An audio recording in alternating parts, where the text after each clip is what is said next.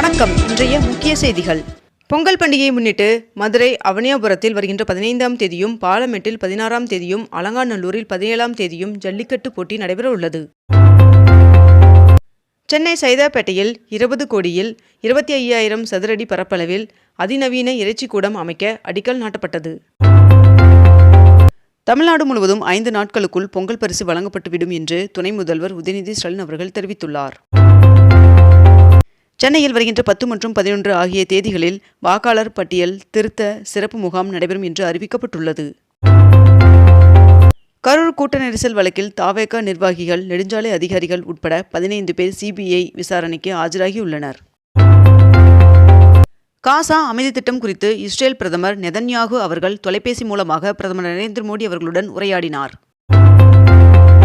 தமிழ்நாடு உட்பட 10 மாநிலங்கள், 3 யூனியன் பிரதேசங்களில் எஸ்ஐஆர் மூலம் இதுவரை 6,56,00,000 வாக்காளர்கள் நீக்கப்பட்டுள்ளனர் என்று தகவல் தெரிவிக்கப்பட்டுள்ளது. திருப்பதி ஏழுமலையான் சுவாமி கோவிலில் சொர்க்கவாசல் திறப்பையொட்டி கடந்த 9 நாட்களில் 8 லட்சம் பேர் தரிசனம் செய்துள்ளனர் என்று தெரிவிக்கப்பட்டுள்ளது.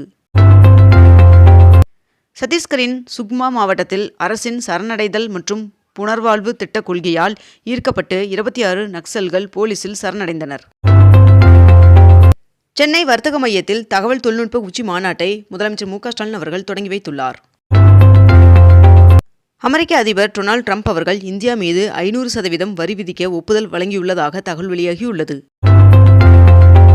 தமிழகத்தில் ராமநாதபுரம், புதுக்கோட்டை, தஞ்சாவூர், திருவாரூர், நாகப்பட்டினம் ஆகிய மாவட்டங்களில் ஒரு சில இடங்களில் இன்று கனமழை பெய்ய வாய்ப்புள்ளதாக வானிலை மையம் தகவல் தெரிவித்துள்ளது.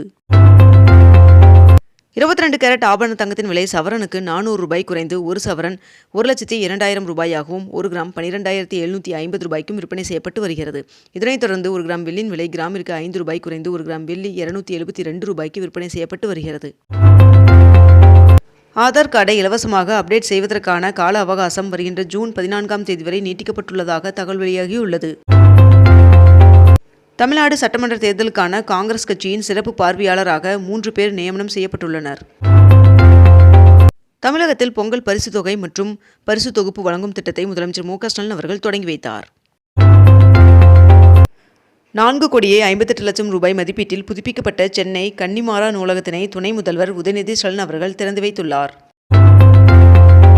சென்னையில் இன்று 49வது புத்தக திருவிழா நந்தனம் OMCAவில் இன்று தொடங்கி வருகின்ற ஜனவரி 21ஆம் தேதி வரை நடைபெற உள்ளது. ஸ்ரீஹரிகோட்டாவில் வருகின்ற ஜனவரி 12ஆம் தேதி செயற்கைக்கோள் விண்ணில் ஏவப்பட உள்ளதை தொடர்ந்து திருவள்ளூர் மாவட்ட பழவேற்காடு மீனவர்கள் ஜனவரி 12ஆம் தேதி கடலுக்கு செல்ல தடை விதிக்கப்பட்டுள்ளது. குரோம்பேட்டையில் GST சாலை ராதா நகர் இடையிலான ரயில்வே சுரங்கப்பாதையை துணை முதல்வர் உதயநிதி ஸ்டாலின் அவர்கள் திறந்து வைத்தார். சென்னை மாநகரில் 12 காவல் ஆணையர்களை பணியிட மாற்றம் செய்து காவல் ஆணையர் அருண் அவர்கள் உத்தரவிட்டுள்ளார். திண்டுக்கல்லில் 1,594 கோடி ரூபாய் செலவிலான 111 முடிவுற்ற திட்டப்பணிகளை முதலமைச்சர் மு க ஸ்டாலின் அவர்கள் தொடங்கி வைத்துள்ளார்.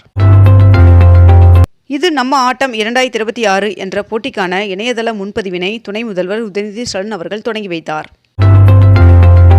வங்கக்கடலில் காற்றழுத்த தாழ்வு மண்டலம் உருவானதால் சென்னை, கடலூர், நாகை, எண்ணூர், காட்டுப்பள்ளி, புதுச்சேரி, காரைக்கால், பாம்பன், தூத்துக்குடி ஆகிய துறைமுகங்களில் 1ஆம் எண் புயல் எச்சரிக்கை கூண்டு ஏற்ற வானிலை மையம் அறிவுறுத்தியுள்ளது. திண்டுக்கல்லில் புதிதாக 61 பேருந்துகளின் சேவையை முதலமைச்சர் மு க ஸ்டாலின் அவர்கள் தொடங்கி வைத்தார். தமிழகத்தில் வருகின்ற 9ஆம் தேதி மயிலாடுதுறை, நாகப்பட்டினம், தஞ்சாவூர், திருவாரூர், புதுக்கோட்டை ஆகிய மாவட்டங்களில் ஒரு சில இடங்களிலும், காரைக்கால் பகுதிகளில் கனமுதல் மிக கனமழையும், ராமநாதபுரம், சிவகங்கை, திருச்சி, அரியலூர், கடலூர், விழுப்புரம், செங்கல்பட்டு மாவட்டங்களில் ஒரு சில இடங்களில் கனமழை பெய்ய வாய்ப்புள்ளதாக வானிலை மையம் தகவல் தெரிவித்துள்ளது. திராவிட மாடல் ஆட்சியில் 4.5 ஆண்டுகளில் 1,99,00,000 மெட்ரிக் டன் நெல் கொள்முதல் செய்து சாதனை படைத்துள்ளது என்று முதலமைச்சர் மு க ஸ்டாலின் அவர்கள் தெரிவித்துள்ளார். உலக புகழ்பெற்ற மதுரை அலங்காநல்லூர் மற்றும் பாலமேடு ஜல்லிக்கட்டு பணிக்கான பந்தல் கால் நடப்பட்டது. தமிழ்நாட்டில் அடுத்த 4 நாட்களுக்கு மழை பெய்ய வாய்ப்புள்ளதாக வானிலை மையம் தகவல் தெரிவித்துள்ளது. மதுரை ஜல்லிக்கட்டில் பங்கேற்க விரும்பும் வீரர்கள் காளைகளுக்கான ஆன்லைன் பதிவு இன்று முதல் தொடங்கப்பட உள்ளது. பொங்கல் பரிசு தொகுப்பு வழங்குவதற்காக தமிழகத்தில் உள்ள ரேஷன் கடைகளுக்கு வருகின்ற 9ஆம் தேதி வெள்ளிக்கிழமை வேலை நாளாக அறிவிக்கப்பட்டுள்ளது. அதற்கு பதிலாக பிப்ரவரி 7ஆம் தேதி சனிக்கிழமை விடுமுறை அறிவிக்கப்பட்டுள்ளது. பொதுமக்களுக்கு பொங்கல் பரிசு தொகுப்பு மற்றும் 3000 ரூபாய் ரொக்கப்பணம் வழங்கும் நிகழ்ச்சியை முதலமைச்சர் மு க ஸ்டாலின் அவர்கள் நாளை தொடங்கி வைக்க உள்ளார். மத்திய நிதியமைச்சர் நிர்மலா சீதாராமன் அவர்கள் வருகின்ற பிப்ரவரி மாதம் தனது 9வது பட்ஜெட்டை நாடாளுமன்றத்தில் தாக்கல் செய்ய உள்ளார். ஜனவரி மாதம் தமிழ்நாட்டிற்கு வழங்க வேண்டிய 2.76 டிஎம்சி நீரை வழங்க கர்நாடகாவிற்கு காவிரி மேலாண்மை ஆணையம் உத்தரவிட்டுள்ளது. சென்னை கிழக்கு கடற்கரை சாலையில் அமைய உள்ள 4 வழிச்சாலை மேம்பாலத்திற்கான டெண்டருக்கு இடைக்கால தடை விதித்து உயர்நீதிமன்றம் உத்தரவிட்டுள்ளது. தமிழகத்தில் கோடை காலத்தின் மின் தேவையை பூர்த்தி செய்யும் வகையில் அனல் மின் நிலைய திட்டங்களை விரிவுபடுத்த திட்டமிட்டிருப்பதாக தகவல் வெளியாகியுள்ளது. திருப்பதி ஏழுமலையான் சுவாமி கோவிலில் ஸ்ரீவாணி தரிசன டிக்கெட்கள் ஆன்லைனில் வழங்கி அதே நாளில் சுவாமி தரிசனம் செய்ய தேவஸ்தானம் முடிவு செய்துள்ளதாக தகவல் வெளியாகியுள்ளது. தமிழக அமைச்சரவை கூட்டத்தில் தமிழ்நாடு உறுதியளிக்கப்பட்ட ஓய்வூதிய திட்டம் மற்றும் உங்க கனவு சொல்லுங்க என்ற புதிய திட்டம் ஆகியவற்றிற்கு ஒப்புதல் வழங்கப்பட்டது. தமிழகத்தில் பொங்கல் பண்டிகையையொட்டி 22,797 பேருந்துகள் இயக்க திட்டமிடப்பட்டுள்ளதாக போக்குவரத்துறை அறிவித்துள்ளது. எஸ்ஐஆர் நடவடிக்கைக்கு பிறகு உத்தரப்பிரதேச மாநிலத்தில் 2,89,00,000 வாக்காளர்கள் பெயர் நீக்கப்பட்டுள்ளதாக தகவல் வெளியாகியுள்ளது. கரூர் கூட்ட நெரிசல் வழக்கு தொடர்பாக ஜனவரி 12ஆம் தேதி தவேக தலைவர் விஜய் அவர்கள் நேரில் ஆஜராக சிபிஐ சம்மன் அனுப்பியுள்ளது. தமிழ்நாட்டில் வரைவு வாக்காளர் பட்டியல் வெளியிட்ட பின் இதுவரை 11,71,600 பேர் பெயர் சேர்க்க மற்றும் நீக்க விண்ணப்பித்துள்ளனர் என்று தகவல் தெரிவிக்கப்பட்டுள்ளது. ஒன்றிய அமைச்சர் அஸ்வினி வைஷ்ணவ் அவர்கள் வெளியிட்ட அறிக்கையில் 2025ஆம் ஆண்டு 4.5 லட்சம் கோடி மதிப்புள்ள ஐபோன்களை ஆப்பிள் நிறுவனம் இந்தியாவில் இருந்து ஏற்றுமதி செய்துள்ளதாக தகவல் தெரிவித்துள்ளார்.